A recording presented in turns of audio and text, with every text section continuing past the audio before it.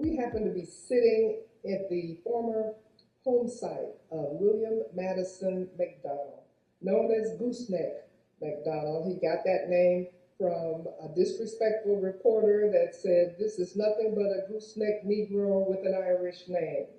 And Gooseneck not allowing someone else to take away his power, he took the name and proudly wore it all the way to the bank. Gooseneck McDonald, the man who is recognized as the first Black millionaire in the state of Texas. This home site where we're sitting now is where he built a 3-story mansion in 1906. 1906 was the site of when he built this house. He ascended to the role of secretary of the Republican Party and got into a lot of business ventures, real estate, other things. And that afforded him the opportunity to build this exquisite home. And in the 1910 census, we find Mr. McDonald here in this home with his second wife and a live-in servant named John, as described in the census. So it was Mr. McDonald who set up residence here, and from that residency, he became more and more affluent, and he began to reach back and help Black businesses establish themselves within a 6-block radius of where we are sitting. And he then allowed citizens to obtain mortgages from the Fraternal Bank and Trust, where he was the president. And those individuals were able to get mortgages, move here, and build this into a thriving African-American professional community. The cleaners was on Evans, and the drugstore was on Evans. The restaurants were on Evans Avenue, and we had some on New York, and the theater was on Faven, which is right around the corner. This was just a wonderful neighborhood to grow up in. The neighbors looked out. For instance, I would get on my bike, and where the Renaissance Center is now located, that was the place where the home for the richest man in Texas back in the day lived, Gooseneck McDonald. And when I would make that corner, he would always say, "Little Lee, your parents know you're headed in that direction?" "Yes, sir, I'm going to my aunt's." So it was just a friendly neighborhood with resources all around, and the people. The neighborhood was comprised of ministers, doctors, lawyers, nurses, teachers, principals. That was this neighborhood. The Dr. R.A. Ransom Sr., who was the first doctor to have his own hospital for the Blacks and Indians. They were not allowed to go to other hospitals in this city.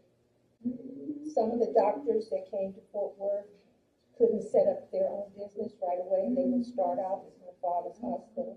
The dentists and the pediatricians and such would come and work at his hospital first before they opened their own offices. We had a lot of things that helped us to be close in this community.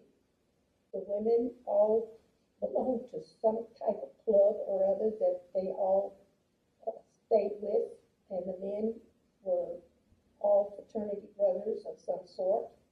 The women were all fraternity sisters of some sort. Most of them went to the same colleges. So we had a lot of people that influenced our lifestyles.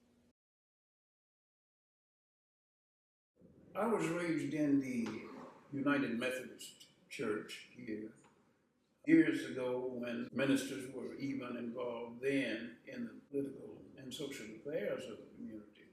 I was a member of St. Andrew's United Methodist Church, which still stands, and it's going pretty strong here under Dr. Haynes. The church has to be involved. You know, we are, of course, as you well know, very spiritual people, and because of that, I think we have to be involved in the community as well. My role as a pastor is people-centered, Christ-centered and people-centered. There are a couple of religious organizations that have extended themselves. There are groups of churches and ministers that have worked together. The NAACP leaders were all people who lived in our community, and we knew them. And the people who led most of the organizations, the social and the civic organizations, were people we knew and people who loved us and who encouraged us not only to live for ourselves, but to live for others. Over the years, Historic Southside has had major personalities that made a difference in Fort Worth, such as the late Hazel Harvey Peace.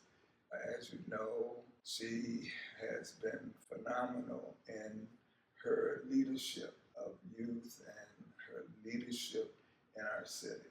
Also, another member of Baker Chapel is the national treasure, Dr. Opal Lee, who's a deaconess in the African Methodist Episcopal Church. And such people of great standing made this community rich in its history and its culture. I think that people are doing a very good job with blending the old and the new. And I hope that continues, that you don't just put all new things where it's a new community. And I think that people are realizing that we have a history and then we have a future. And I hope that that blend will continue to be there, where you preserve your history, but you also look to